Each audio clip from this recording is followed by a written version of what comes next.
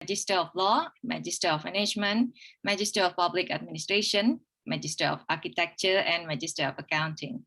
For the doctorate program, we offer a doctoral degree in Economics and Social Science. Now, as we have come to the main event of this lecture, please welcome Dr. Resanti Lestari from University of Merdeka, Malang.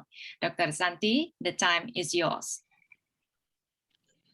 Okay, thank you, Ms. Andini, for introduce and for the opening. Good morning, all students and from Unmer Malang and Guangxi University in China, and other students also from Thailand, Philippines,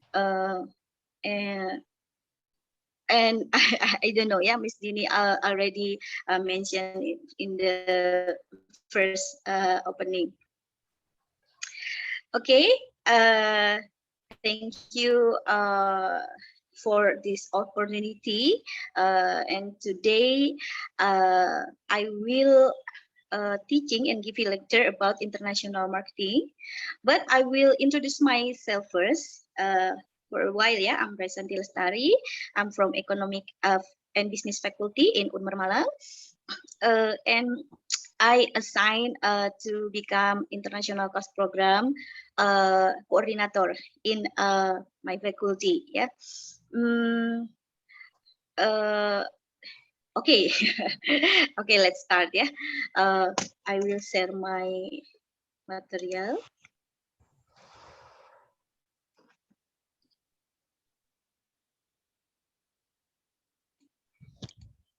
Okay. Oh yeah, I'm forgot. This morning there are three class. Yeah, three class of mine. The two class is from macroeconomic, so very related the material from Prof Lin Su, yeah, about international trade, and one class is from international marketing class. Yeah, so I have three class here. Okay, and this is the outline for our course today, about learn the concept of international marketing, why globalization, yeah, and why we have to compete in the global competitiveness, yeah, okay, and the globalization of market divergence and convergence level, global marketing and mode to entry, and also I will share about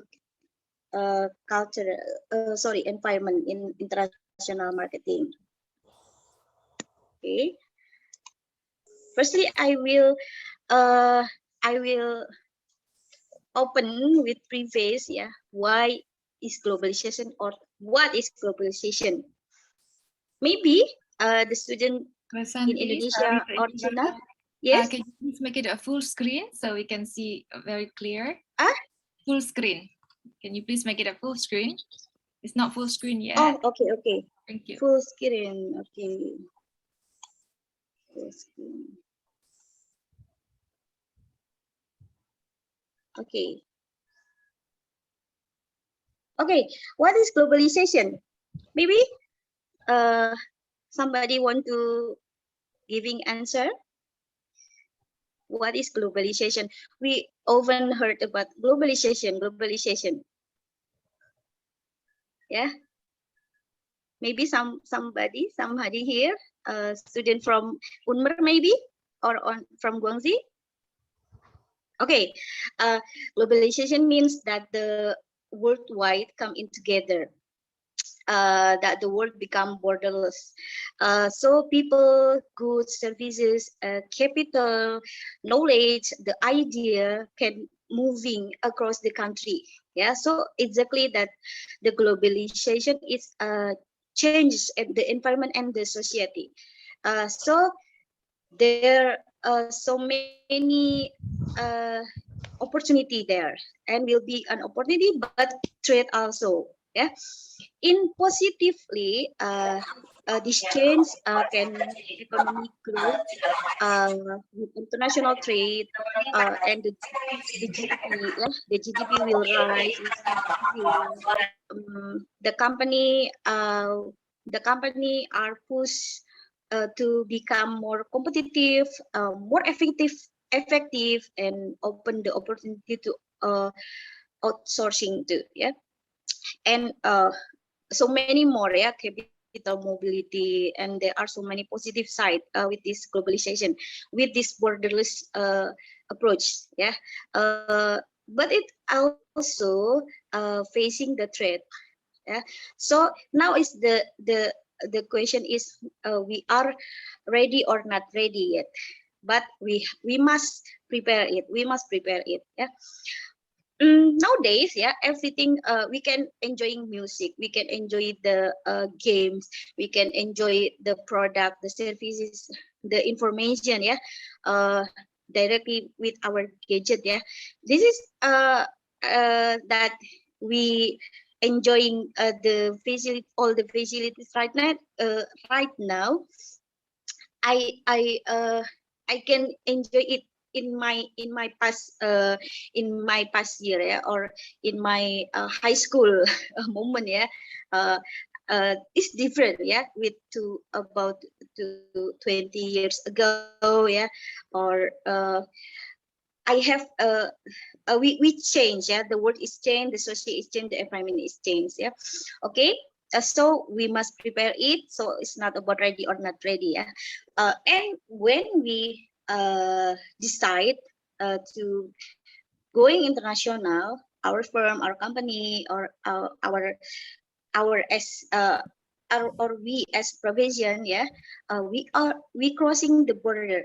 We crossing the border, which is a different language. Yeah, today we have class with a different culture, to nation. Yeah, with different culture, with different language. Yeah, but we can sit here together. Yeah, thank you to technology. Yeah, uh, with different regulation, with different culture. So we must prepare and consideration for international expansion.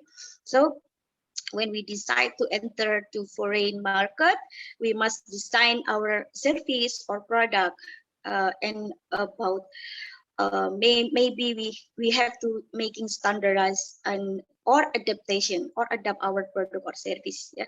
So and we have to uh, decide to connection, and uh, we have to enter. Yeah, enter and enjoy the process to become a international product. Yeah, okay. uh, and why globalization? Yeah, uh, mm, sorry, why globalization? Yeah, there are a reason. Yeah, maybe the domestic market share is limited, or maybe this is the pressure for global competitiveness. I will give some example from Indonesia. In Indonesia, the cigarette and cigarette industry still have big opportunity here. The regulator, the tax, and the tariff uh, still fresh. Yeah, or in management we can call blue ocean. Yeah, sorry, yeah, yes, blue ocean. Yeah, so in 2008, yeah, the condition is different uh, uh, in USA. Yeah, in America. Yeah, so Philip Morris buying or acquiring one of the biggest company in Indonesia, Sampurna. Yeah, because there are domestic market in there is limited. Yeah, so uh, and so many example. Yeah, that the global competitiveness and the global market share is limited because of globalization. Yeah, okay. This morning I'm adding the material about 15 company from Forbes. Yeah, with the ranking with the market value and the profit. Yeah, 15. Yeah, Okay, you can see in the uh, in the slide, yeah. Okay, this is example the global brand, yeah, the global brand with the global profit. So opportunity to making more money, making more profit, yeah, is open when we go to global competitive. Yeah, okay. Okay, now we will focus, yeah, for international marketing. What is international marketing? Yeah, international marketing is the performance of business activities designed to plan, price, promote, and direct to flow company goods and service to consumer or user in more than one country for profit. Yeah, more than one country. So we enter, yeah, we enter the market, new market in foreign country, yeah. uh in the simple level, we the company process include the choices the region, choices the country market, choices the entry mode, and then choices the global marketing mix. This is the simple level, yeah. But we will heading, yeah, the most complex level, yeah, is about involve establishment of the firm manufacturing, processing the facilities around the world, yeah, and coordinating marketing strategies across the globe, yeah. So uh, this is the definition of international marketing, yeah. So this is the motivation, yeah, I already discussed before, yeah, that there are motivation to go abroad, maybe market share limited, yeah, and pressure for global competitiveness, and sorry, okay, this is there are two kind of motivation here: motivation proactive and reactive motivation, yeah. Proactive motivation means that the firm want to profit advantage, have unique product, technological advantage, exclusive promotion, managerial commitment, tax benefit, economic of scale, yeah. So the company ready, yeah. But there are reactive motivation.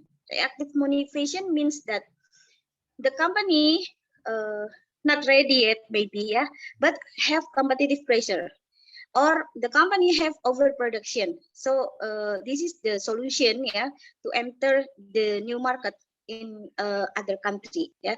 Declining domestic sales, yeah, excess capacity, saturate domestic market, or proximity to customer and port, yeah. Okay, this is the proactive motivation.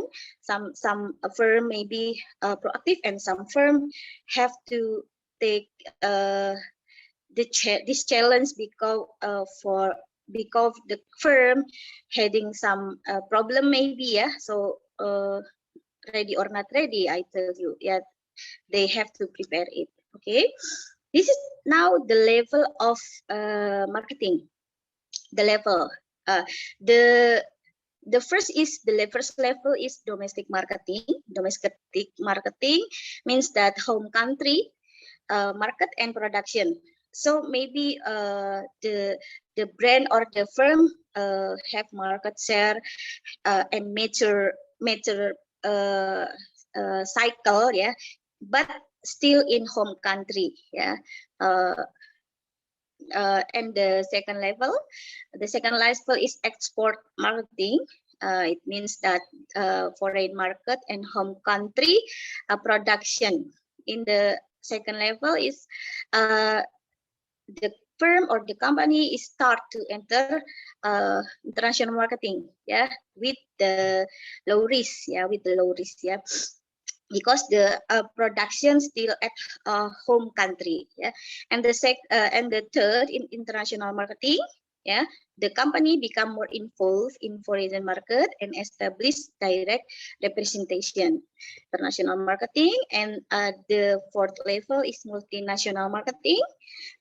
This is the firm adapt the marketing to the unique needs and want customer in the country. Yeah, so the company start to expand the product and or services. Yeah, start to making a new product or adapt new product, having subsidiaries in foreign countries. Yeah, and this level. Okay, and the top of level is the global or transnational marketing. Focus on leveraging company assets, experience, and product globally, upon adapting to what is truly unique and different in each country. So this is the level. There are five level, yeah, in marketing. Okay.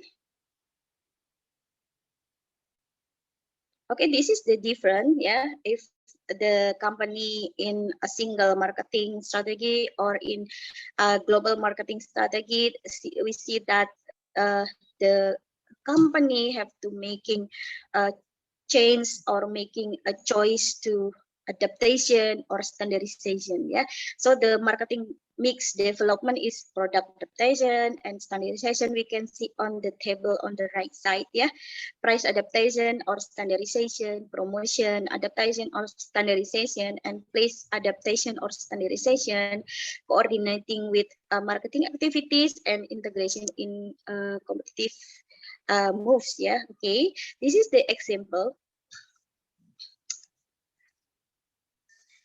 Oh, sorry. I think there are example. Okay. I'm sorry, I'm mistaken. The example is after this slide. Yeah, this is sorry, for this is for a basic orientation in management. Yeah, in global marketing or international marketing. The first is ethnocentric. Ethnocentric means that home country is superior. Yeah, see similarities in foreign country. Yeah, so the company or the firm not making adaptation because they have they have what it call, yeah, what it call, yeah, they have some sorry, I forget. They have some trust, yeah, that their technology or that their product is the best. Yeah, so they not making adaptation. Yeah, so they sell product or services the same with in home country. Yeah, this is ethnocentric orientation. Yeah, and then regiocentric see similarities and difference in a world region. So this is a region, so it can become ethnocentric or polycentric view in the rest of the world. And the third is polycentric. Polycentric is a view that each host country is unique. So sees differences in origin country. And the fourth is geocentric.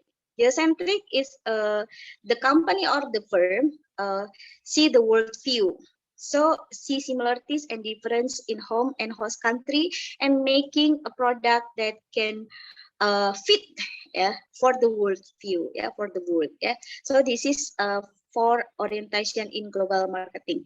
Okay, this is the example. Why I choose McDonald. Yeah, McDonald have the tagline or the principle that going global and act local. Maybe the class or this class or the student, yeah, ever apa namanya, sorry, watching the movie from McD, yeah, how the Ray Kroc developed and making McD become the global brand. Yeah, the title of the movie is The Founder. Yeah, this is the great movie. Yeah, to learn, yeah, how the company and how to the importance to grant patent, yeah, and how the strategy to making the company become become international marketing and global marketing and global brand lah. Okay, yeah, yeah. The title is the founder. Okay, if we in this slide we see that uh, McDonald they localize, they making strategy and fit with localize. Yeah, they in India they make a low, yeah, tikka potato burger, yeah, and they make Mickey D, yeah, in USA, yeah. In Indonesia, McD having menu, yeah, with chicken, rice with chicken, and also having chili sauce, yeah. I have experience about this brand, about this global brand. Before pandemic, yeah, I little bit travel abroad, yeah, and I am curious, yeah, what the taste the McDonald in every country, yeah. So if I visit, visit to Philippines, and there are no chili sauce there, yeah. There are no chili sauce there because they taste, yeah, the country taste, they not favor to, they not liking the spicy, yeah. And when I'm come to Arab, yeah, they have culture that the woman is at home, yeah. So when I going uh, to the offline, yeah, to the McD store, uh, to the restaurant, the woman not allowed to come in, yeah. So I just buying McDonald with drive-through and just with small window, yeah, because they have culture that woman is stay at home. So the men that shopping or doing some activities outside the home, yeah. This is the culture, yeah. In Singapore, in Malaysia, in Thailand, yeah. I I'm buying McD and I feel that the best McDonald is in Indonesia. Why? Because McDonald making the product, they learn about our culture, our taste, yeah. Maybe if you're going to Indonesia and you will found that, wow, McD is too spicy or the McD is too salty, yeah, maybe, yeah. But for Indonesia the taste is fit, yeah. Okay, okay, that's the example that the global brand going global but localized, yeah. So they make adaptation for the product. Okay, this is driving forces and restraining forces to enter the global marketing, yeah. Driving forces, I already giving information before, yeah. Market needs, technology, the cost, yeah, because borderless and because there are agreement between country, there are AFTA, there are agreement world trade, yeah. So the company or the firm can produce more cheaper, yeah. They will the firm can pressing the cost, yeah, because they can choose the alternate, yeah. And they can have, and they having alternative to sourcing or giving the service product to other country, yeah. Okay, the quality communication and transportation, yeah, and leverage, yeah. And restraining forces, of course, yeah, there are restraining forces, market difference, history, and management myopia, the management not ready yet for enter the global change or the global difference in market organization culture. and a national control or barriers also. Yeah, so because the every nation or every country have the regulation for uh, uh, for protect, yeah, for protect their domestic product or firm also. Yeah, okay. Okay, this picture is one uh the whole marketing international in one picture. Yeah, in the level in the left uh, side is in with pink color is environment. Yeah, there are culture, economic, political, and legal. Yeah, that uh, firm or marketer have to prepare and have to uh, have deep understanding, yeah, before they enter the global or the foreign country. And in the middle is international marketing.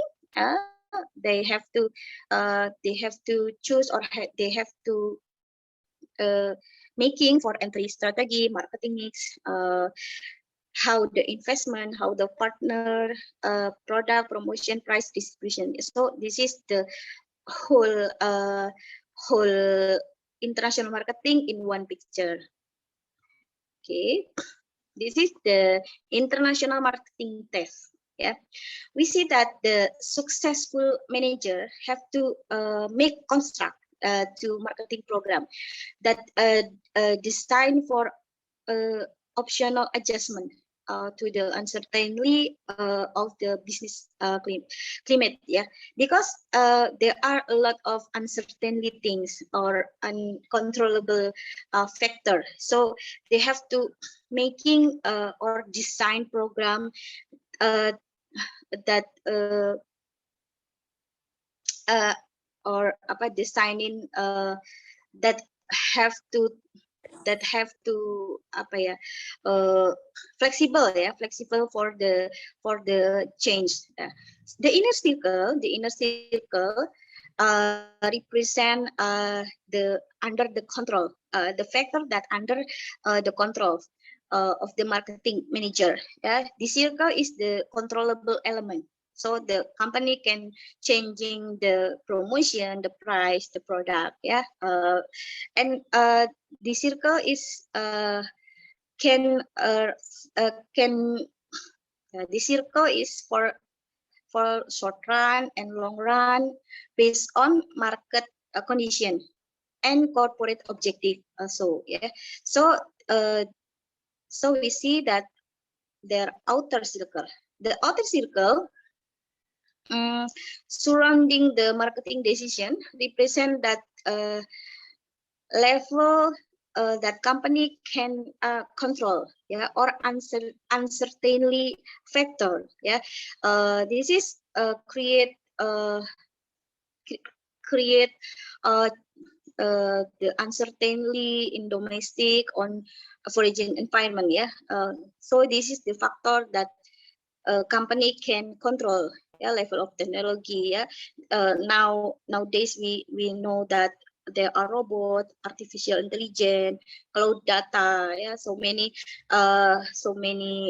new technology that impact, yeah, the business, yeah, the business and the society. Yeah, so marketer have actively evaluate and if needed to adapt the marketing mix. Yeah, because they have to adjust with the controllable factor. This is economic force. Yeah, we facing the pandemic, we facing the recession in Indonesia. We have recession last year. Yeah, so the company or the firm have to adapt with this uncontrollable and uncertainty. Yeah. Okay, this is environment that influence in international marketing. Yeah, there are socio-cultural, legal, economic, political, and technological. Yeah. So this is the environment that we must make sure that our company ready. Yeah, sociocultural For example, yeah, the this is the environment that affect the organization in many ways. Yeah, some for example, if we want to enter or cross the foreign country, we have to have deep understanding how they culture, how the history, and how to make sure because we already invest making uh, uh, the process, yeah, is our resource, our capital, yeah. So we have to make we have to make sure that our resource and our effort, yeah, not making any risk, yeah, for the home country, for the home company, yeah. And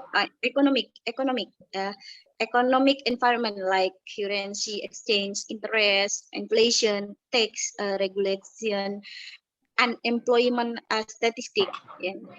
Unemployment, why we have to have the data, yeah, or why we have to know about power purchasing parity, yeah. Because if the lower national unemployment rate, if the nation having the lower uh, unemployment rates, yeah, it means that the money is generated into the economy. It means also that consumer have more income.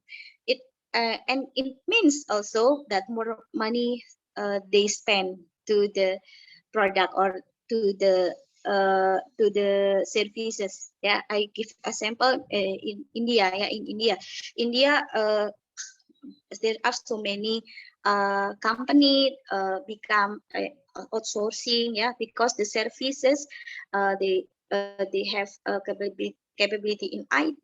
They are outsourcing the service. So there are new executive, and they it creates income. It creates income to uh, people, yeah, in India. So they so this is become opportunity to the firm, to the company that want to enter the India market, yeah. Because because the people and the society in India uh, have they make sure that uh, they have money to the economy, to buying to spend the money to buying global product, yes, or global brand. Okay. Resanti, I'm sorry to interrupt. 5 more minutes. Could you please expedite your Okay. presentation? Thank you so much. Okay. This is foreign economy. This is the economic economy environment. Okay, and this is about the cultural. Yeah, this is the cultural environment is concept developed by anthropologist Edward T. Hall. That Hall proposed the culture can be divided into categories. Yeah, we can see that we have to have to learn low context or high context culture. Yeah, if we want to enter the foreign country, yeah, we have to make sure, yeah. uh, uh, this this concept is clearly important and for multinational organization, yeah, to understanding the culture, because this is for communicate, yeah, for develop product and for other process, yeah. Because we have different culture in other country, and there are different culture, so uh, we have to learn which the culture, yeah. Okay, this is some example that Coca-Cola in all over the world, they making adjustment. There are in India, in Thailand, yeah, in Korea, in Japan, yeah, they have uh, letters national, yeah, different from the Coke, yeah, the Coke for international, because they categorize in high contact culture. Yeah, okay, this is the example from the culture. If we want to sell the food in Japan, oh, this is okay. And now we enter to criteria, decision criteria for entry method. If we want to start to international marketing, yeah, this is the criteria in criteria for decision.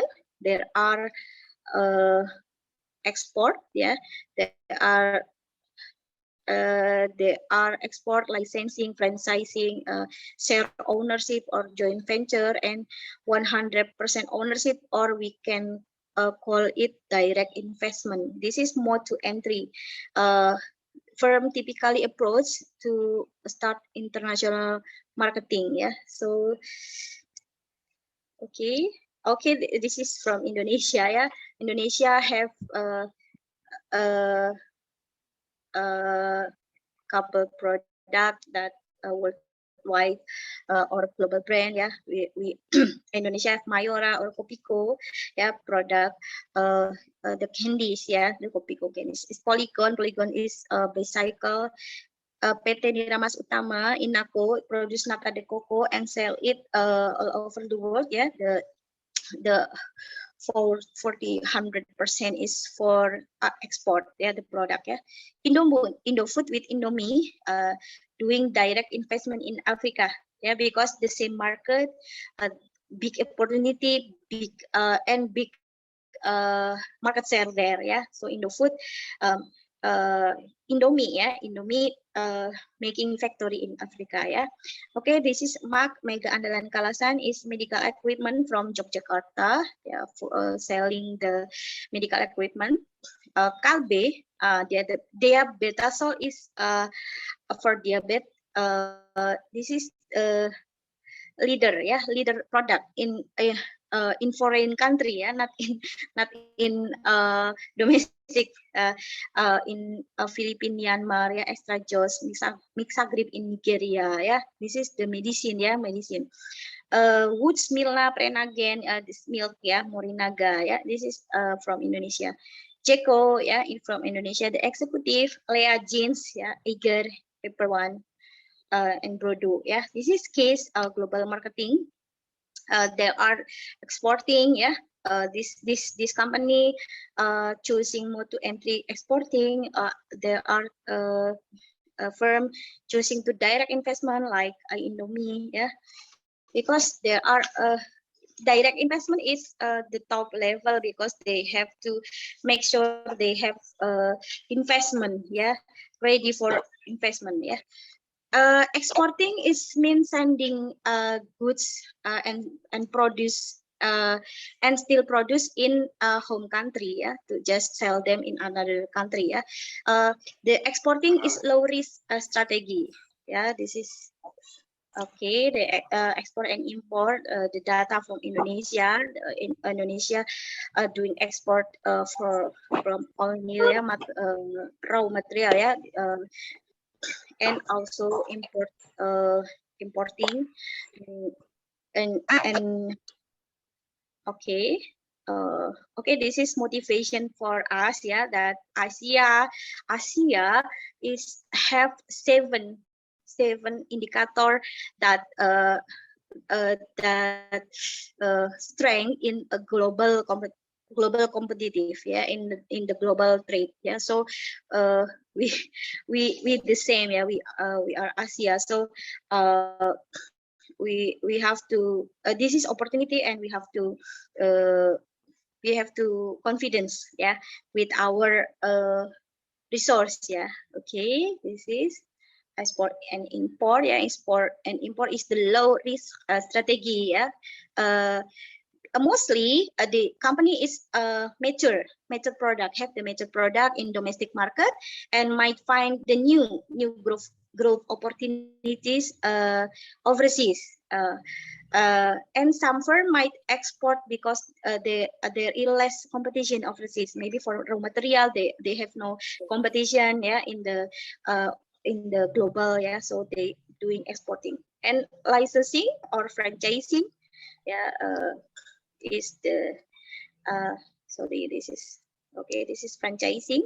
Is more to entry strategies with agreement between licensor and provide a product to foreign market, or we call licensee, by granting the firm the right, yeah, the right to use the license or manufacturing, or brand name or patent, or sales knowledge, yeah, in return for payment, yeah. McDonald's or many hotel and or for education also, yeah, using franchising or licensing, yeah. uh, this kind of entry mode give the obtain to competitive advantage, yeah, for the company that grant the license agreement, yeah. And while the licensor obtain expensive access to the new market, so win and win solution, yeah. Joint venture means that partnership between domestic and foreign firm, uh, both partner, yeah, both partner, they invest money, they share ownership and share control of the venture, yeah. Typically the foreign partner provide expertise, yeah, provide expertise about the new market, uh, business connection and network and access in the host country, yeah. For example, if the partner giving the permit, yeah, for real estate or regulatory compliance, yeah. So both, yeah, the firm, the two firm can sharing risk and opportunity together for this kind, yeah. And the last mode to entry is direct investment. The example from Indonesia, we have Indofood with Indomie, direct investment in Africa, yeah, or maybe uh, Unilever, yeah. Unilever is a global brand. If they enter to a new market, they will building the factory, yeah. They build all the marketing activities and marketing department, yeah. So we call they have subsidiary in every country, yeah. So multinational organization uh, may choose this mode to entry and engage in full scale production and marketing abroad, by directly investing, yeah, in wholly owner subsidiaries. So they own 100% all the activities in the foreign country, yeah. Or we call subsidiaries, yeah. So this mode entry is lead company directly own the manufacturer or the marketing subsidiaries overseas. This enable the firm that compete more aggressively, yeah. So they have the kind entry that requirement larger investment. They can aggressive, but they have much investment here, yeah. It also risky strategy because require to complete, yeah, require a complete understanding of business condition, yeah, in a foreign country. Okay, this is my material. Okay, this is case international marketing sourcing, yeah, in Vietnam and in India, yeah, because globalization giving opportunity, sourcing the job, yeah, sourcing the services, yeah. So okay, this is Vietnam and in Mumbai, India, because they top of country destination for outsourcing, yeah. This is giving the country or giving the nation rising in GDP also. Yeah, so the international marketing, international trade, in positive way, help the nation, help the economic of the nation. Okay, thank you very much. I'm already done my material. Okay, thank you, Miss Andini. I'm giving the time back to you. Thank you so much, Dr. Resanti, for a very insightful presentation about international marketing. For all the participants, we will have the Q&A session at the end of this program. Please kindly type in your questions in the Zoom chat box. Kindly state your name, where do you come from, and followed by your questions. Next, we will listen to the lecture by Associate Professor Lin Su from Guangxi University of Finance and Economics.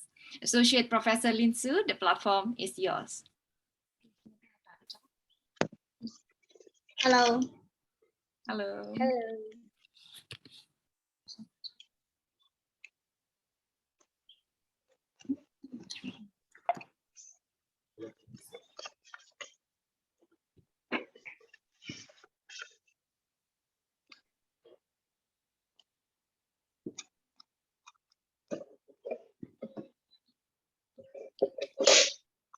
Good morning, everyone. My name is Lin Su, and I'm from the Guangxi University of Finance and Economics. I'm happy that today we are going to study together about the international trade and RCEP. I heard that today's students are from different countries, from Indonesia, Malaysia, Thailand, Philippines, and China. And I'm happy to hear that. And today's study includes 3 points: international trade, RCEP, Guangxi Pilot Free Trade Zone. About the international trade, we are going to study 2 terms. Term 1 is the GDP, and term 2 is about the foreign trade dependence degree. Firstly, is about the importance of international trade. Many countries' economic development has a dependence on international trade, and we can feel this from 2 graphs. This graph is about the GDP ranking of 2021 is from last year, and we can see the top 10 countries in the ranking, from the US, China to the South Korea. And is there anything to do with the international trade? And we can see the second graph. On the right is the international trade ranking of last year. And on the left is the GDP ranking of last year. And we can see that all the top 10 of GDP ranking are included in the international trade ranking. You can see China, the US, German, 1, 2, 3, 4, 5, 6, 7, 8, 9, 10. So we can see that the international trade is highly related to the GDP ranking. And the strength of a country's economy is highly related to its international trade. So we can say that if we want to make a country stronger, we need to pay attention to the international trade, right? Now is the first one, is about the 2 terms. The first term is about the GDP. It's a definition we talk a lot. When we are talking about how strong is the country, we talk about the GDP. And what's it exactly? You can see the definition. The market value of all final goods and services produced within a country or a region in a given of time. Generally, is a quarter or a year. In a word, we can say that a country's total output of a certain time in the territory. Now we can think about one thing. We can make a choice. Output of Thai company in China and output of Chinese company in the UK. And can you tell me which one is of the GDP of China? Which one? Can anyone tell me the answer? Output of Thai company in China, or output of Chinese company in the UK, and which one is of the GDP of China? The second one. Second one. Actually, it's the first one. The first one. The first one. Because it's the second one is national. Because the second one is not in China. Even if it's of Chinese, it's from Chinese company, but it's not producing, it's not operating in China, right? But the first one is an international company, but it has output in China. So the first one is of the GDP of China. Okay, thank you for your answer. Actually, GDP is highly spoken by the famous economist. It was called one of the greatest inventions in 20th century. And GDP helps to judge the economic situation. For example, when we need to judge if the economy is shrinking or if the economy is expanding, we need to see the trend of the GDP of the country.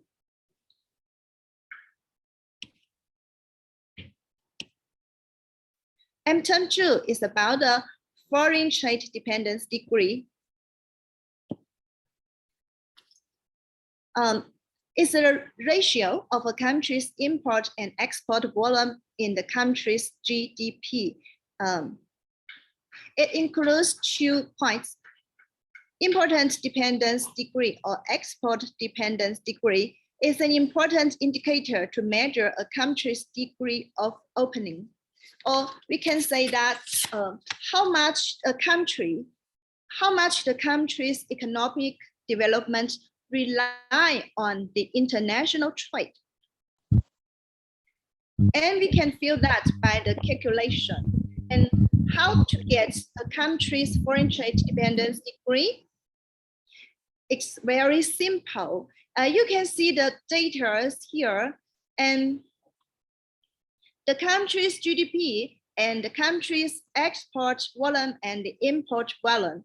And actually, the foreign trade dependence degree is very simple. We just add up the export and import volume and then divide it by the GDP and we get it. And the same, the export dependence degree is export divided by GDP, and then we get the percentage. And it's the same for the import dependence degree. Now, let's think about it. Here, we got the question, and we have the data of the GDP of a country's GDP and the export and import respectively. Can you tell me how to calculate the country's foreign trade dependence degree?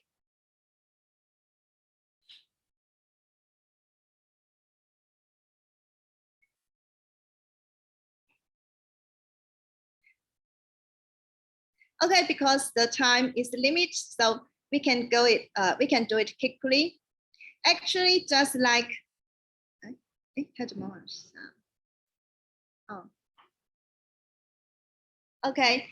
just like the slide before, the foreign trade dependence degree, we just add the export and import volume and then divide it by the GDP, and then we get the answer.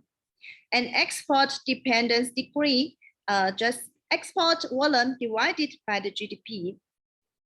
And it's the same for the import dependence degree. Okay, we got that. Now let's think.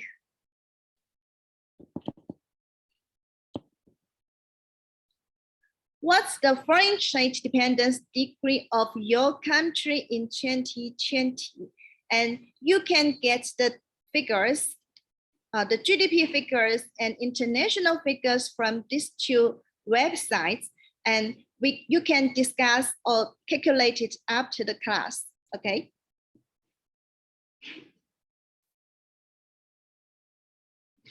Now, we have the first discuss.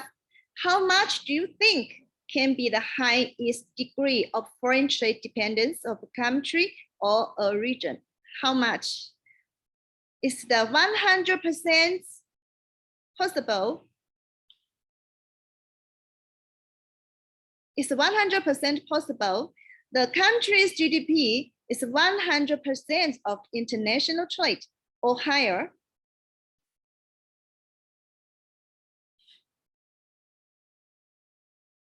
Oh, I hear no answers. Okay, let's see the answers directly. I will give the Hong Kong, China, the Netherlands, and Singapore as example. How much do you think is the Hong Kong, China's degree of foreign trade dependence? Is it 100 or 90% or 200%?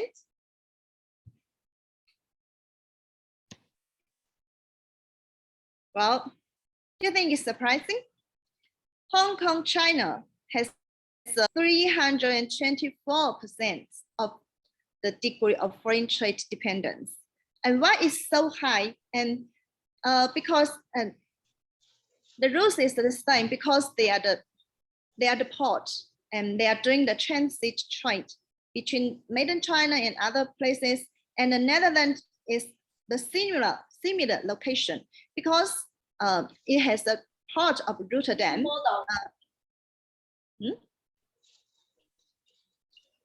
The products to Europe will be distributed from here, and Singapore is similar. It's also doing the transit trade, and it's very successful. And this is the figure of 2020.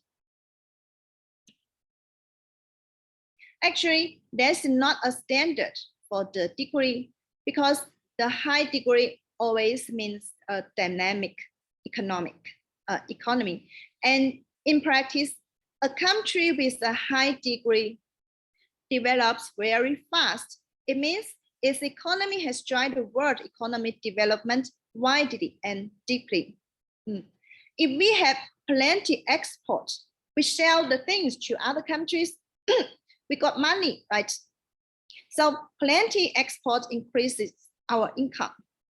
And if we have abundant import, and then it means that we buy up a lot of things cheap and high quality from another country, then our living will be improved, and as well as the manufacturing. But it's a double-edged sword. If the world economy shrinks, the country suffers a lot. So it depends on the world economy.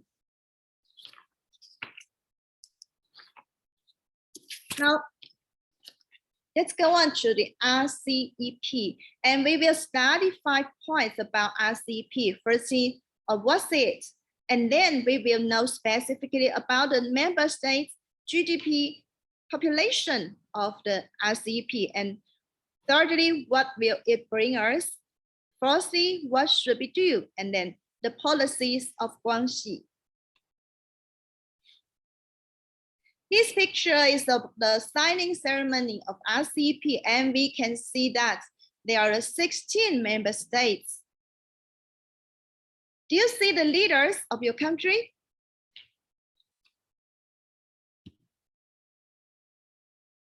Oh, yes, Okay. we saw Jokowi. Okay. Yeah. But from the right, thank you. Oh, thank you. And this picture is about the geographical distribution of member states. And we see the ASEAN countries and the other 6 countries outside. And we can see that the population is big and the GDP is big.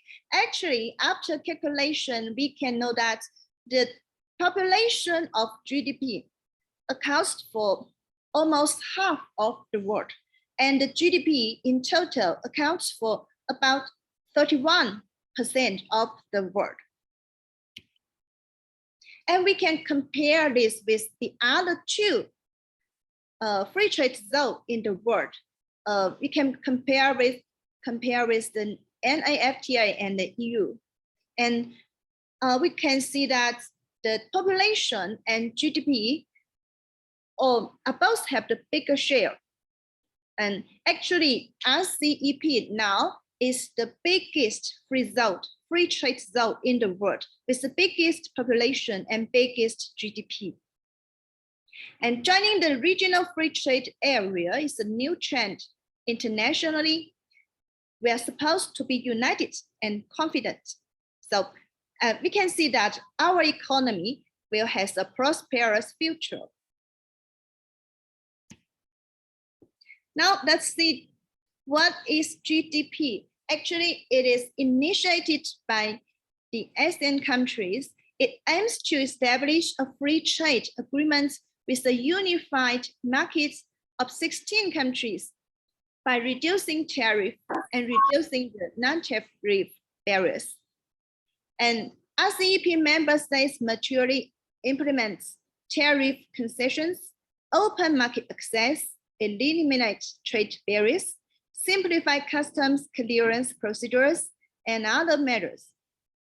In general, the mature reduction of commodity tax by member states is by about 90%. So in total, we can say that after the implementation of RCEP, the trade cost among the member states is going down, and the trade facilitation will be better, and the trade and investments is growing. And we can see this in detail. Firstly, about the tariff reduction, and very close to our life in this year, 2022, as one of the 3 major export markets of ASEAN, China will cancel about 70% of tariff on imports from ASEAN.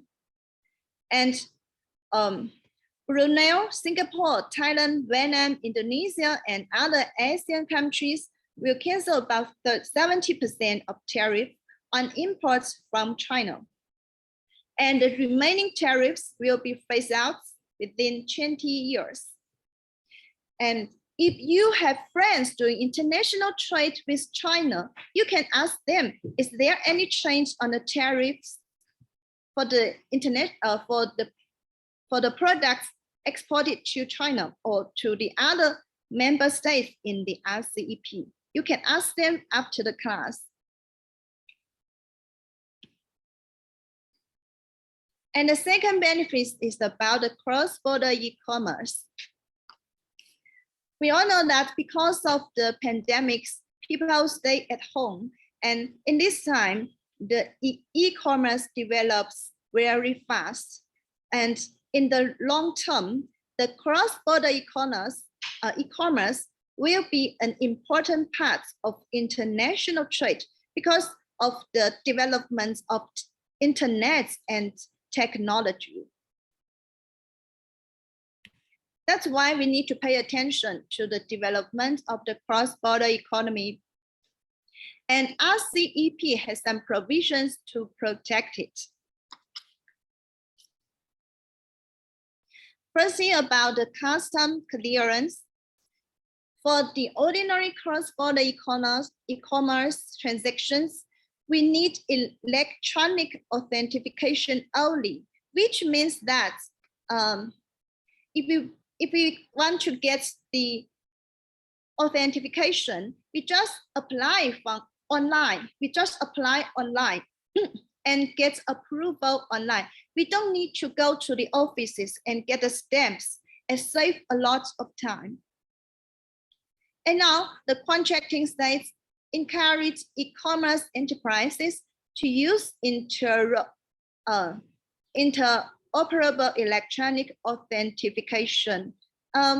It means that we hope in the future, for example, China's system and Thailand system or Indonesian system, Philippine system, we are interoperable. For example, you apply on Philippines and I can answer or respond in China. The system can be connected.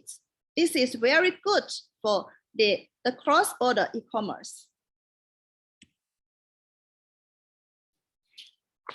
And now it's about the clearance prescription. As far as possible, it shall be released 40 hours after the arrival of the goods and the submission of all information required for customs clearance. It means for the regular products, it should be released in 48 hours after the arrival, as long as you submit all the required information. And for the perishable goods and express goods, if possible, released within 6 hours after the arrival of the goods and submission of the information required for release. Now, I will ask you a question. For example, there are some watermelon from Vietnam arrived Chinese border on 1 p.m. At what time it should be released if we finish all the procedures? At 7 p.m. Yeah, that's correct. Before 7 p.m. it will be released. So the watermelon is still fresh. Okay, thank you for your answer. And third one is about the rights and interests of consumers. And we know that the consumers' rights and interests and privacy is a problem, and how to protect them is really a problem. Now the RCEP has made some provisions to protect them. Protect cross-border e-commerce consumers in the region from losses caused by fraud and misleading acts. Cross-border e-commerce enterprises must provide overseas customers with specific rights and interest protection strategies, such as seeking relief and safeguarding their rights.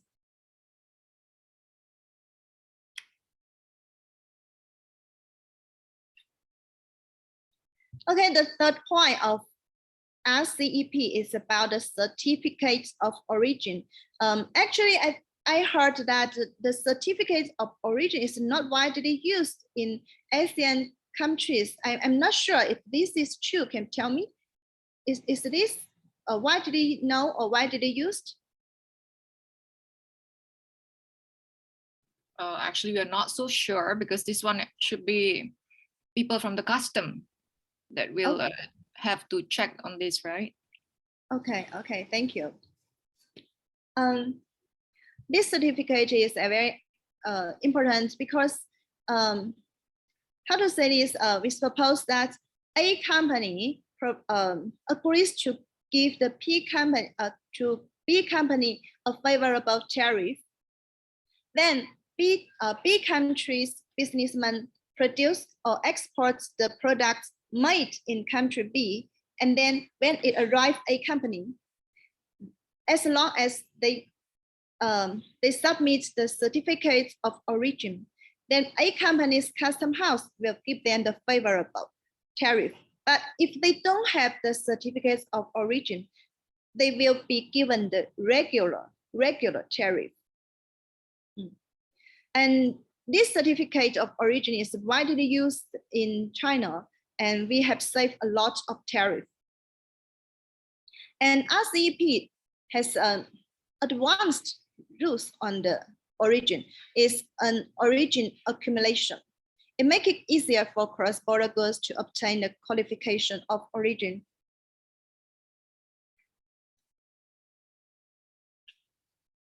This will help multinational corporations to carry out industrial layout more flexibly, establish a more refined and perfect industrial trade division system, reduce the production cost of final products, expand the trade scale among RCEP member countries, and greatly promote the deep integration and development of regional industrial trade and supply chain. Actually, we about the industrial trade, we have we just form it. For example, in the car industry, we do the R&D in Japan, and then manufacturing in China.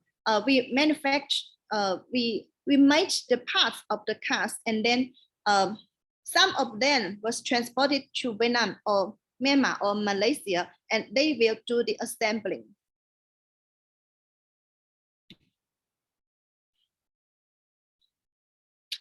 Okay, now we can think about this. What will the RCEP bring us?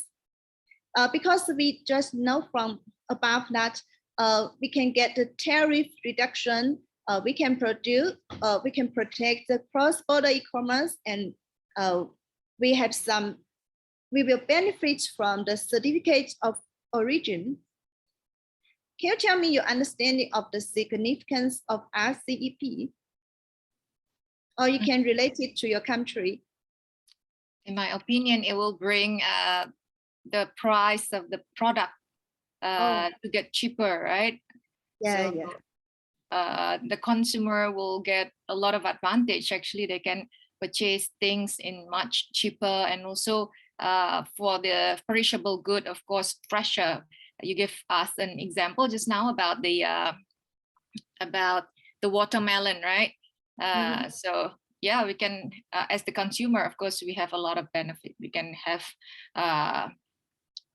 fresh product delivered to us, or we can purchase it imported fresh product, and we can get the very good price for that. Yeah, that's wonderful. Thank you. Thank you. Okay, then we will have some examples from Indonesia and Thailand. The trade structure between the China and Indonesia are complementary. For example, the Indonesia exports the mineral products to China and agricultural products, and China exports the machinery, equipment, and the steel products to Indonesia. We mate each other. We mate what she needs, and she made what she needs, and that is very good. And in the future, China and Indonesia will strengthen cooperation in emerging fields such as 5G, big data, artificial intelligence, e-commerce, and cloud computing.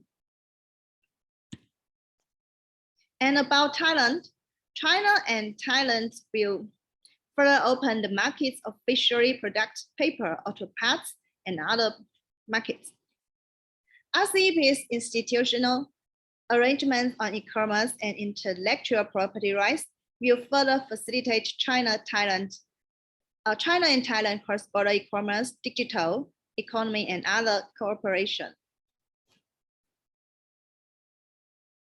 And now we need to think about what should we do for the development of RCEP, and what trade barriers do you know among the RCEP member states?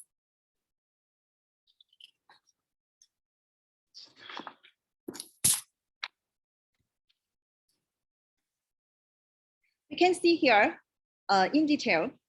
For example, there are different exit and entry regulations of countries. There are different cold chain logistics standards among ASEAN, and different inspection and quarantine procedures for agricultural products. We can see some examples.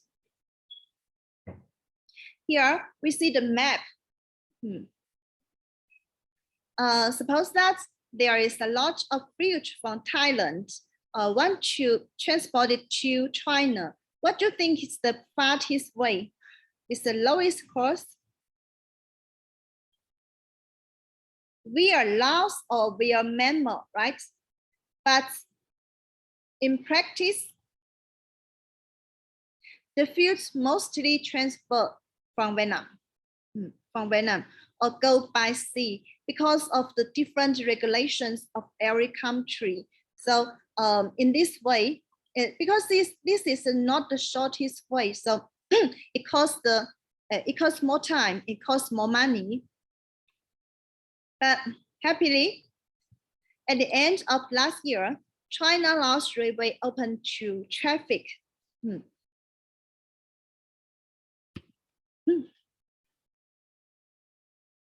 Different standards of agricultural products.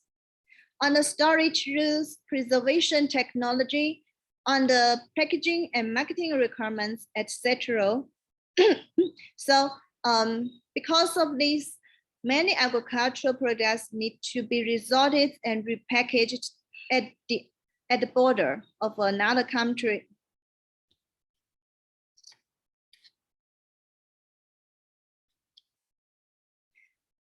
China is doing very good on the standards of the cold trade transportation. In 2019, China released China Cold Chain Logistics Standards Catalog Menu, including the 283 relevant national and industrial standards. And Thailand is now also doing very good in the cold trade logistics. Thailand has paid attention to the transportation of the food or agricultural products. So last year, China and Thailand, we accept the cold chain logistics standard of each other. This is a good message.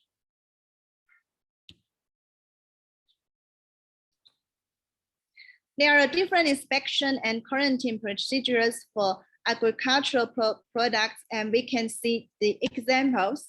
For example, Indonesia, about the fruit and vegetable agricultural products must be certified by the Indonesia food safety system.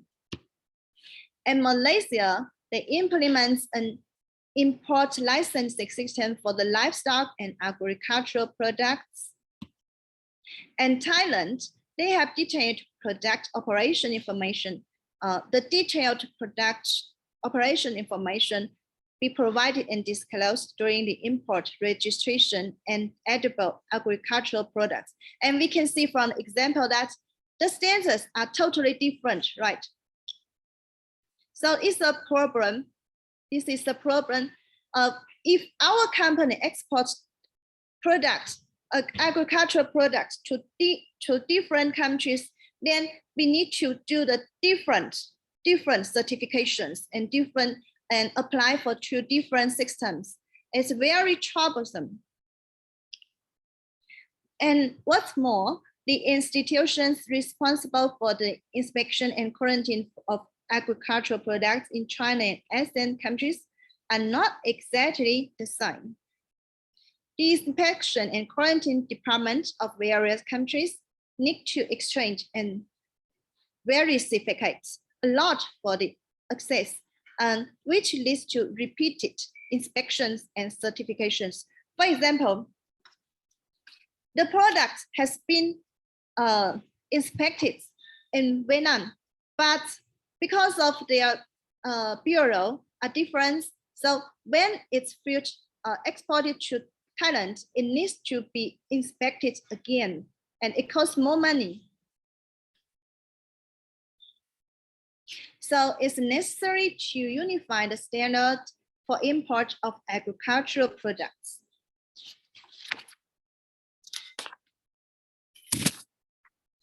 Now it's about the Guangxi's policy for RCEP.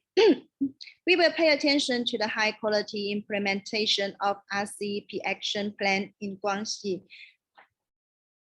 It's from this year to the 2025.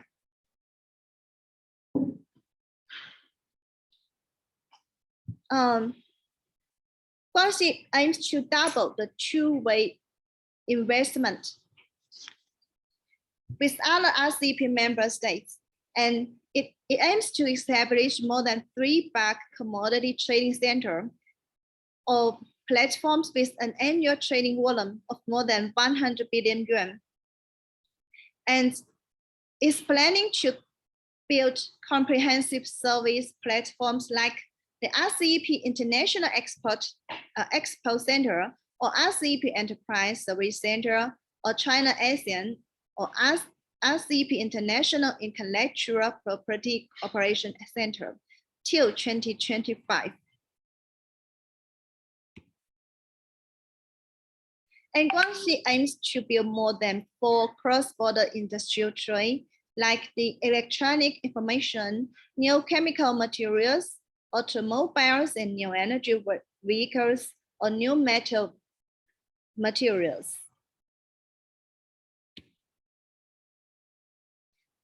This is about international logistics. The fill-out of foreign trade containers in Guangxi, Beibu Gulf Port will reach more than 2 million TEUs, and the number of entry and exit tracks at Guangxi land port will exceed 1 million. The throughput of international air cargo and mail will reach more than 80,000 tons. To ASEAN countries, Guangxi will expand the export of fine chemicals, electronic information, steel, and other products. To Japan and South Korea, Guangxi is planning to strengthen our cooperation in the automobile industry, open a special cold train transportation line for agricultural products, and Guangxi will focus on the construction of public overseas warehouse in Vietnam, in Thailand, Malaysia, and other countries. And the final point is about the Guangxi Pilot Free Trade Zone. It was established in 2019, August 30, and we can see the red points here. There are 3 subzones, Nanning subzones, Qinzhou subzones, and Chongzuo subzones.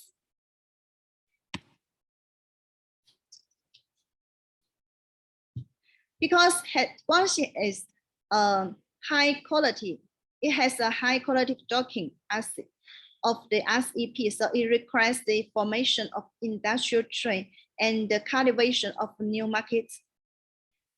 China Guangxi Pilot Free Trade Zone is playing the role of experimental field, exploring institutional innovation in financial opening, trade and investment facilitation, modern service industry, and so on. And we know that what is the experimental field is what is the pilot zone. If the mode is successful in this field, it will be generalized in other regions or other countries in the RCEP.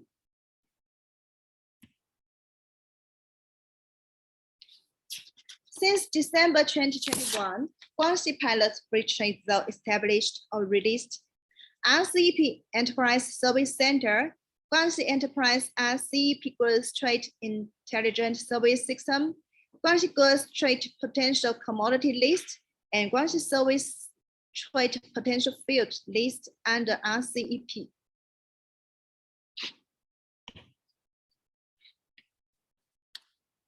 And about the transportation, the Beibu Gulf International Port Group will prepare for the establishment of China-ASEAN Multimodal Transport Alliance to ensure the smooth flow of cross-border supply chain. Can anyone tell me what is the multimodal transportation? Multimodal transportation. Okay, because we know that not every country has a port, right? Some countries are inland country, so we need to transport the goods by train or by truck. So the multimodal alliance means that the product will be transported firstly by sea and then by truck and then by train. Or firstly by land, then by sea, or then by train or by air. And the whole course, the whole transportation, even if by different vehicles, they are connected.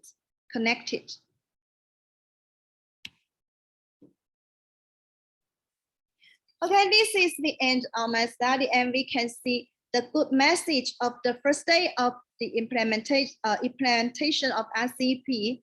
On 2022, the January 1st, a train loaded with electronic components, daily necessities, chemical products, and other general trade and cross-border e-commerce goods departed from Nanning International Railway Port in Guangxi to Hanoi in Vietnam.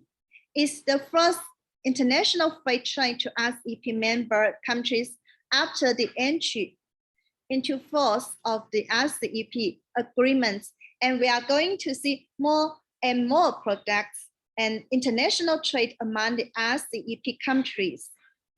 We are going to see the fast growing of the economic development of each country. Okay, this is end of our study. Thank you for listening.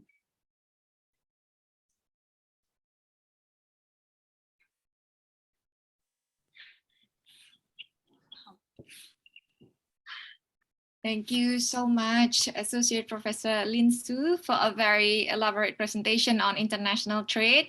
Now we will open the Q&A session. Please allow me to share the screen.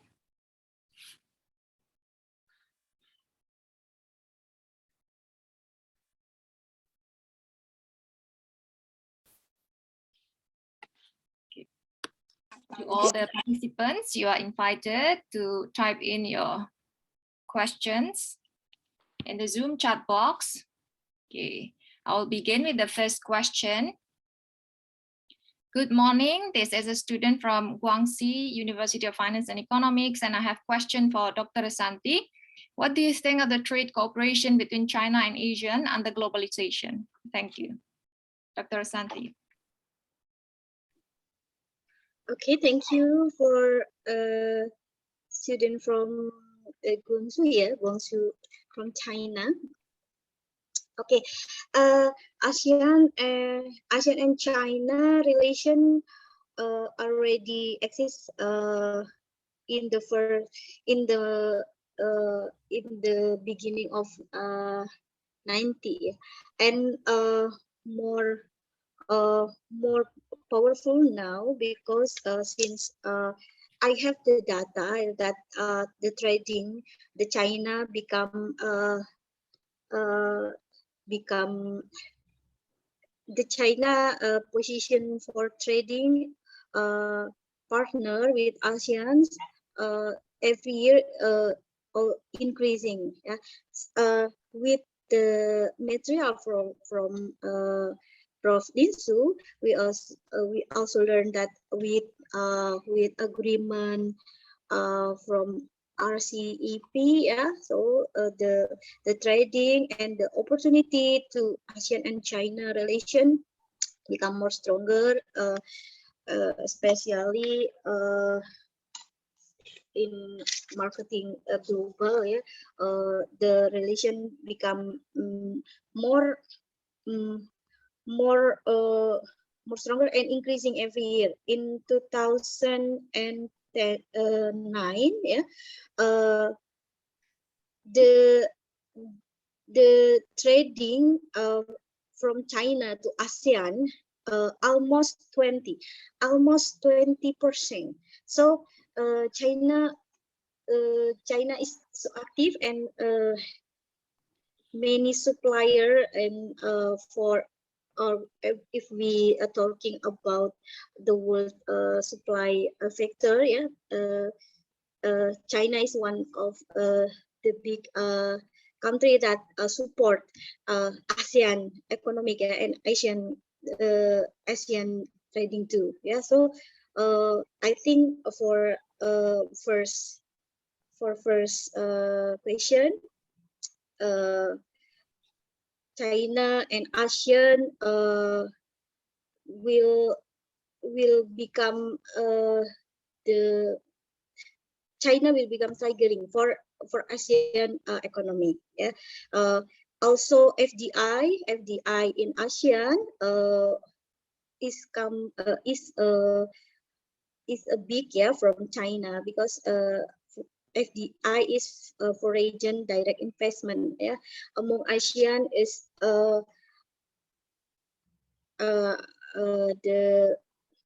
the number and the value FDI increasing every year. So if the ASEAN can collaborate and making agreement for support each other, so we can having the power, yeah, to conquer the world from our trading for our trading, export import,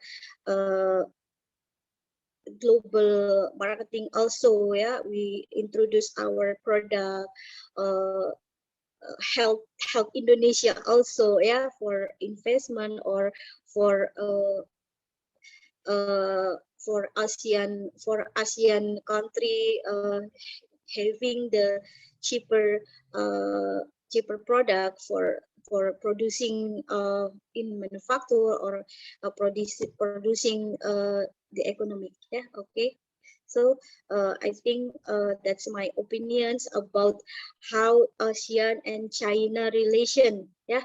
It's positive thing, and it's if we can making agreement in the next future, we will become a lion in the world, yeah, ASEAN and China. All right. Thank you, Okay. Dr. Resanti. How about Associate Professor Lin Su? What do you think about cooperation between China and Asia under globalization? Okay, in my opinion, because we know that China and ASEAN countries, we are doing a lot in international trade, and China is one of the biggest export markets of the ASEAN countries.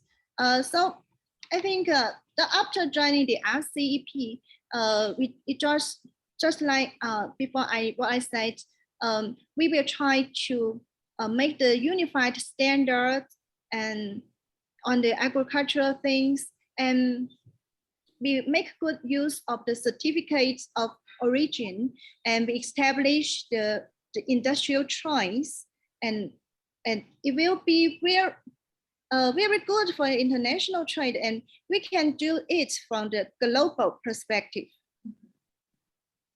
Okay, thank you so much. So you were saying that we are going to have, because of RCEP, we are going to have a very efficient international trade, right? Because of the standardized custom requirement. Like you need to fill up a certain custom requirement. If they have a standardized one, then the international trade will be efficient. Thank you so much. Now let's move on to the second questions. How can we achieve international trade during the pandemic? Maybe Associate Professor Lin Su first. What do you think about this? Okay, because of the pandemics, I think international trade includes some part, for example, the manufacturing and the transportation and the customs clearance and the market. I think the manufacturing, as long it's up to your country's policy, right? As long as you assure that the factories are in operation and we can produce normally, it's good. And about the transportation, I think it has not a lot of the effect on the under the pandemics. And about the customs clearance, there's nothing special, as long they just want to sterilize the products, and they want the people to show the nucleic acid test. They need to prove, they need to show the negative test for the COVID-19, and it's okay. I think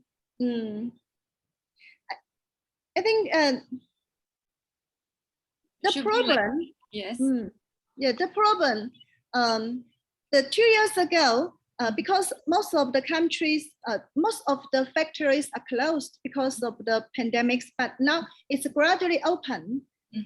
And we are facilitated with the procedures for the customs clearance. So I think it's getting better and better now, and is becoming to the regular.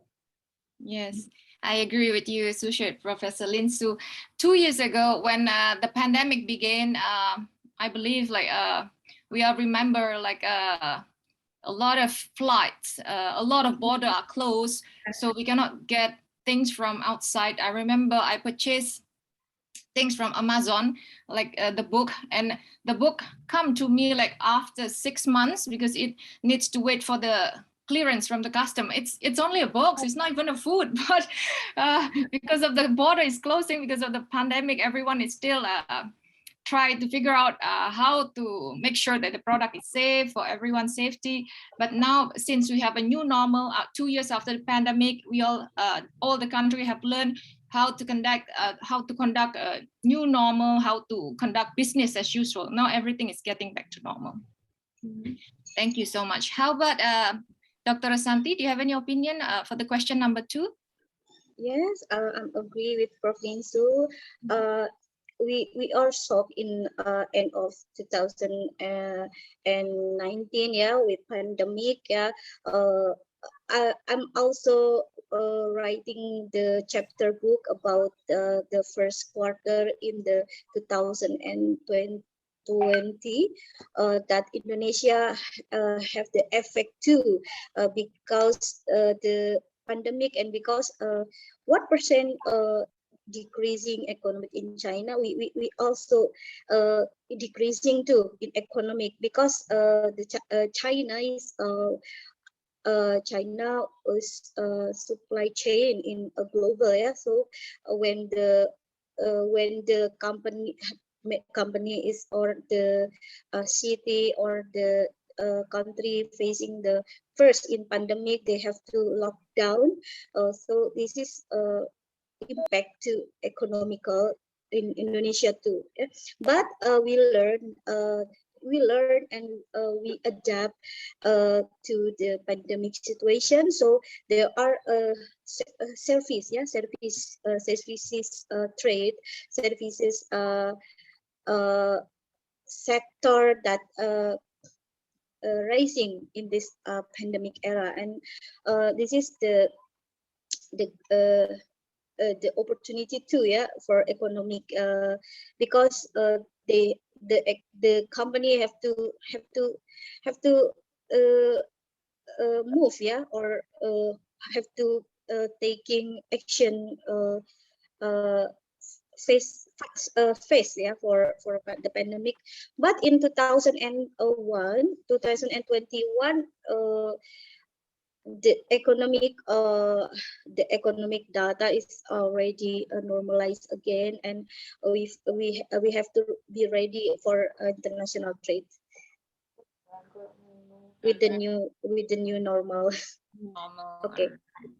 Thank you so much, Dr. Resanti. Okay, let's move on to question number 3. Hi, I'm Francisco from Unmer.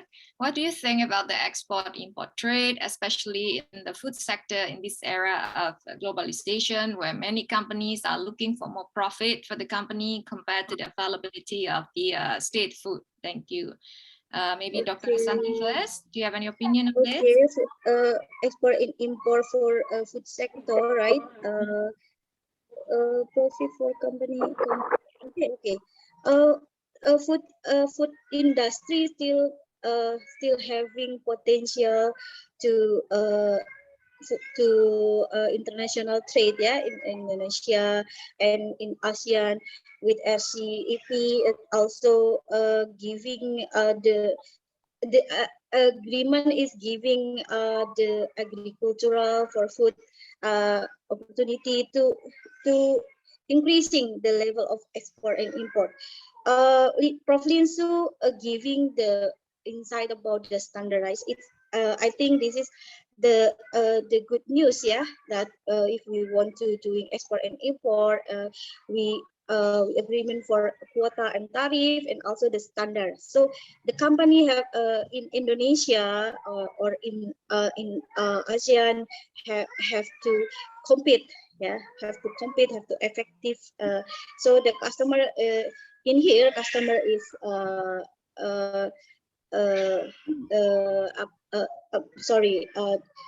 customer is apa diuntungkan, Miss Dini? What is English? The customer can get a lot of benefit from that. Customer get the benefit because the agreement and the regulation. Okay, thank you. Thank you, Dr. Resanti. How about Associate Professor Lin Su? What do you think about the export-import trade, especially in the food sector? Because we asked this question, I think I just remember a story of China. Just 30 or 40 years ago, we also meet the similar situation, and the companies will stock the food or the materials, and the price will go up very quickly. But finally, how to solve this problem? And is the government need to provide plenty of the food and materials, and then when the price was cut down, and the companies has no idea, and they need to release all the products. And I think to guarantee the food supplying, I think it needs the effort of the government, and the government may need to make a precaution for the food safety, and the government need to get some plentiful supply of the food, and that's why the private company cannot control the price. I think that's it. Okay, thank you. So actually the government need to intervene on this. They need to make sure that the private sector, they cannot tell you about, they cannot decide on the pricing. It's decided by the government, and of course the government should come up with regulation, but that one company cannot keep one or two food product and stocking up so much and cause rarity in the market. Yeah. Thank you so much. Let's move on to the question number 4. Okay, hello, I'm Vera Putri from Merdeka University. My question is, why should companies study the market segmentation of a marketing destination country? Okay, what market segmentation needs to be done to identify potential customer for the company's product? Okay, I'll try to. Okay. Before we enter the global market or international marketing or domestic marketing, also we have to make sure that our product is fit to the customer from a few demographic. Yeah, the user will fit with our product, our price, our services, our fit with promotion also. So segmentation is the basic that we have to make sure fit. Segmentation is we making the market, we making the map about the market and which the market we want to targeting. Yeah. So the first one, we have the market there. Actually,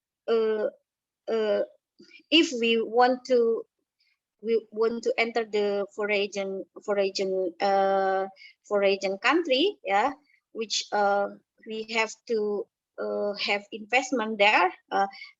First, we have to make sure we have market there. So maybe we can testing the mode entry with export our product, the country accept our product or fit our product. Is there a potential or the market in other country is enough, yeah, to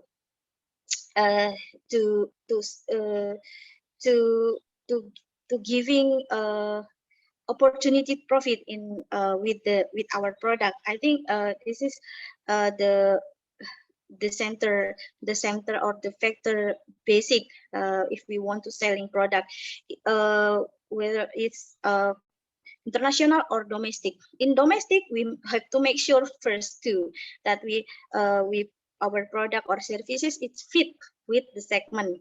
Yeah, because if we create product but nobody want to buy, yeah, it's useless. Yeah.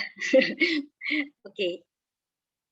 Yes, I agree with you, Dr. Resanti. So market segmentation is actually very important. Even before you develop a product, you need to know which market that you're aiming to.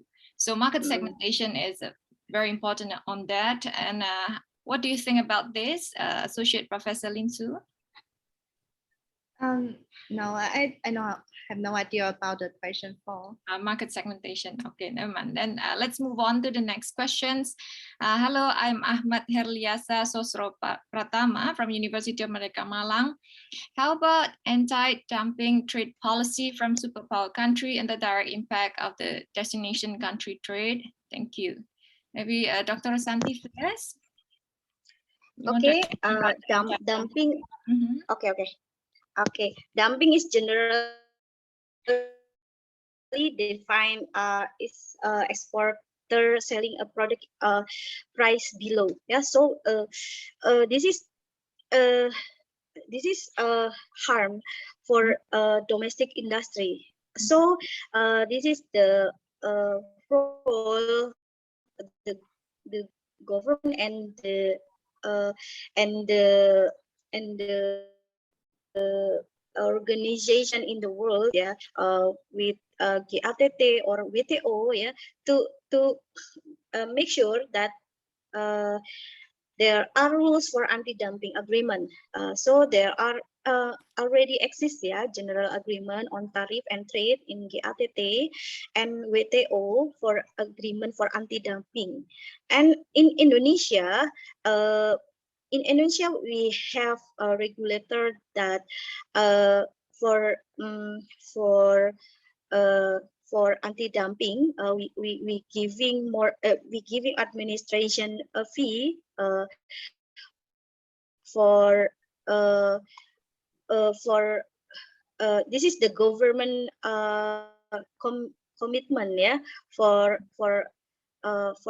supporting export and import, yeah.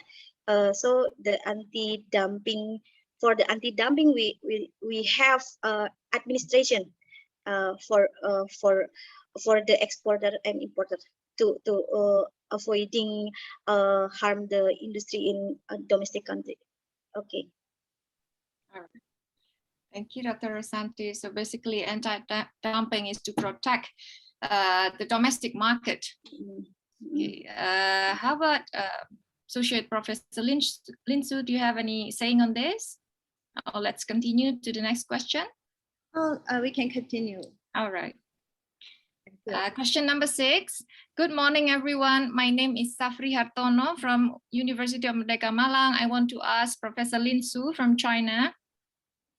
China is a country that is almost always able to compete in the international market, and is considered that China is the only one country that can compete with the United States.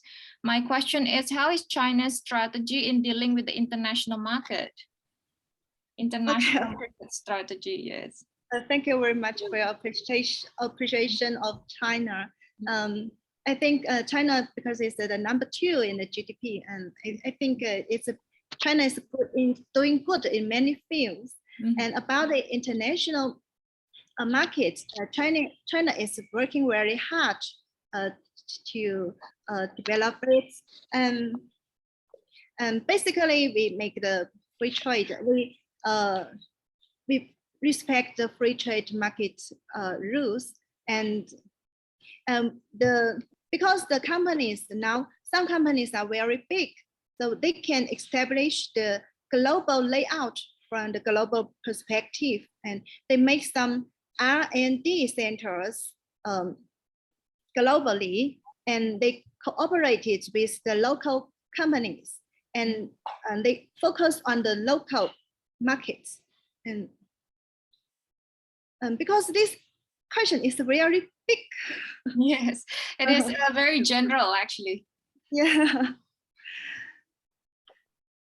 All right. Just now you mentioned about the big company, they can build the R&D department globally, and they can focus on the local. So there is a term on that, right? It's global. So you are a global company, the term is global. You are a global company, but you are focusing on the local market. like the example by Dr. Resanti just now about the McDonald's taste. Yeah, actually, I agree with her. Only in Indonesia, maybe in China as well. In McDonald's, you can find rice. In Singapore, they don't serve rice. That's why the people in Indonesia, they go to Singapore, they are looking for where is the rice. Or if they go to other places like to maybe United States of America, of course, there is no rice there, only fries. And then how about in China? What do the adjustment that McDonald's make the menu that specialized for China? Just like the sauce, they have garlic sauce, garlic flavor. Yeah. So I think that's just a very simple example. I think that all the students can relate, because everyone, they must know about McDonald's, right? Maybe in the Philippines as well, there is some product that is like belongs to the Philippines only, that you cannot find in other places. Okay, thank you so much. Dr. Resanti, do you have any saying for this question? Sandy, I'm sorry. What the question? Oh, if not, never mind. It's okay. This is because, especially for the China strategy. Let's move on to question number 7. This is student from Guangxi University of Financial and Economics. May I know how can we achieve international trade during the pandemic? How COVID-19 pandemic affect international trade? So the effect of pandemic for the international trade. Okay. Oh, okay. I think I already answered in the first. Okay, so actually we the same. We already discussed about the effect of the pandemic. Yes, at the beginning of the Q&A session. For Associate Professor Lin Su, do you want to add on this question? No. Do you have additional comment? We have discussed about this on the previous. In my home there are trouble in connection internet, so I for a couple minutes ago I'm lost the Zoom. Okay. Now it's stable. All right. That's fine. Okay, let me share the screen again. We have another question. Okay, just now number 7, done. Now number 8. Okay, this is the question from Ray Flora. What are the best practices in international trade that are being used in many countries? So actually, this is for Lin Su, for yes, for Associate Professor Lin Su first, maybe. Go ahead, Associate Professor. I don't actually understand what do you mean the best practices? Best practices for the international trade. What is practice in China, for example? What is practice? Actually, the good example is just now you mentioned about the RCEP, right? The best practices is to standardize the regulation. I think that is one of the best practice, right? Okay. All right. How about Dr. Resanti? What do you think about this question? Do you have any additional comment?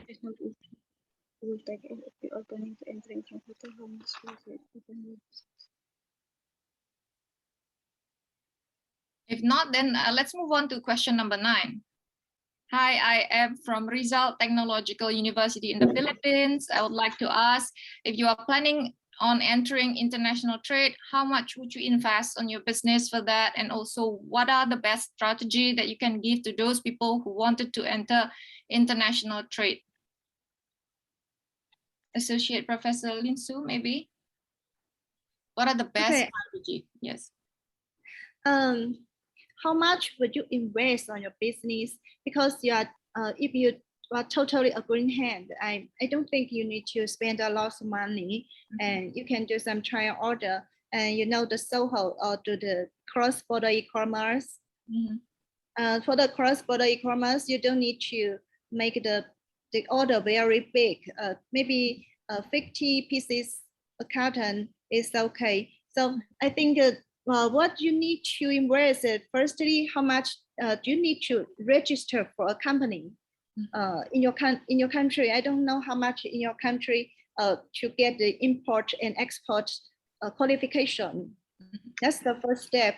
And second, you need to register in the custom house, in the tax office, and get an office, and then you find a factory who can supply the goods for you, and who can have a long-term cooperation with you. And I think if you're doing the e-commerce, cross-border e-commerce, and the investment is not too big. And when you are successful, you can gradually make it better, make it bigger, make your business bigger. Then after you gain some experiences in the international trade, you can invest more money, because you know that international clients is not so easy to find. You want to make a deal, you want to sign a contract, it's not so easy. So you can just begin from the small orders like the cross-border e-commerce. Okay. All right. Thank you so much, Associate Professor Lin Su. Actually, you don't need a lot of money for that, right? You can just start small, and then you see how the market respond to your product, for example. After that, then you can grow your business bigger, then you can invest more. Dr. Resanti, do you have any additional comment for this question? Agree with Prof. Lin Su. Actually, I want to give my opinion. China have government and regulation that supporting the small and medium enterprise, and for we as a beginner, maybe we don't have to invest much money, as Prof. Lin Su said. And I'm reading about the journal in the concept about OFOP, one village, one product. It's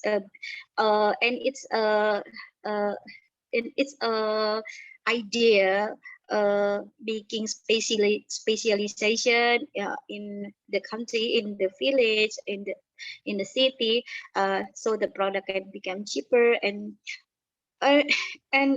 if you want to go international, in Indonesia, President Jokowi launching last year, the OIA system is web-based platform.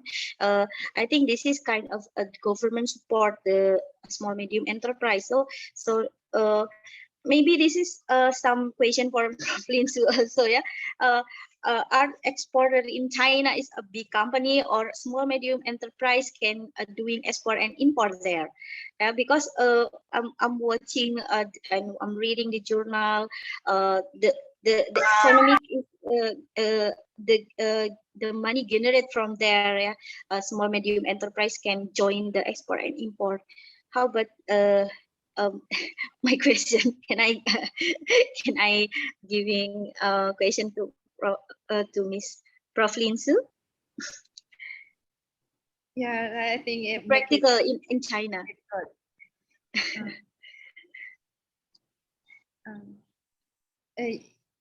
Can you repeat your question for me again? Actually, Dr. Because this is interesting. Dr. Resanti was asking, like, in Indonesia, the government is trying to encourage the small medium enterprise to do their business. So it's actually a small medium enterprise, not like a very, very big company, the small company. How about in China? Do the government encourage the small medium enterprise company to do their business? Yes. China actually encourage an individual to start its business, and China pay attention to this very much. And we also have the classes of how to start a business in the university. Interesting. So you do have classes to teach the students how to start your business.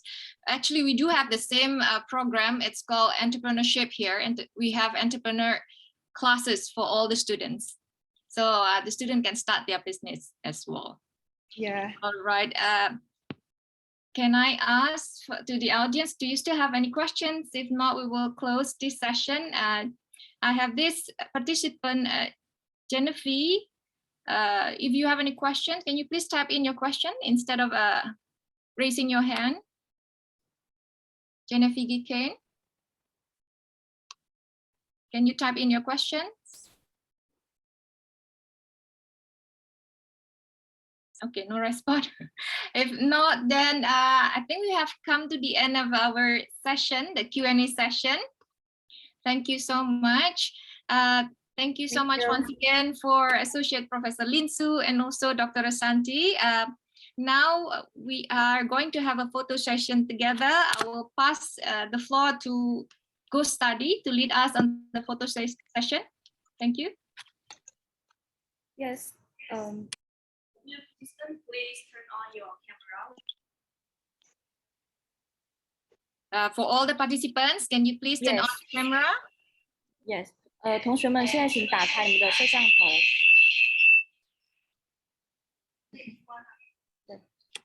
对，同学们，现在请打开你们的摄像头。 camera and smile to the 我要进行 camera. 一 Get 个合 ready 影 to 环 take 节。 picture. Okay, dear participant, please turn on your camera. We will do a screenshot. I will count down 3, 2, 1.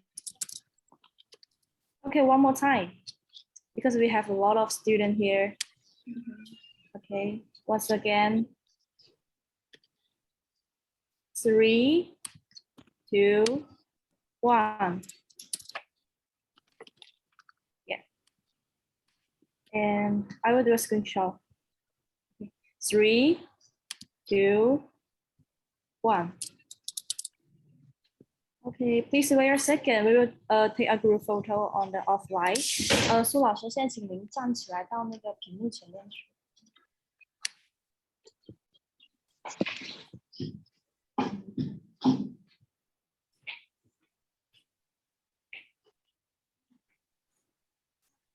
您就站着。对对对。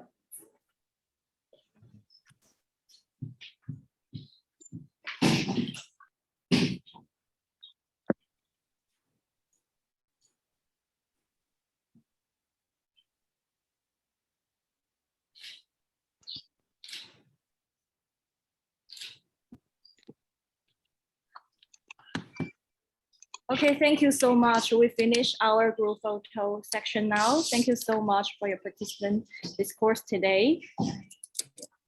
All right, thank you so And much. we have another course in the next month.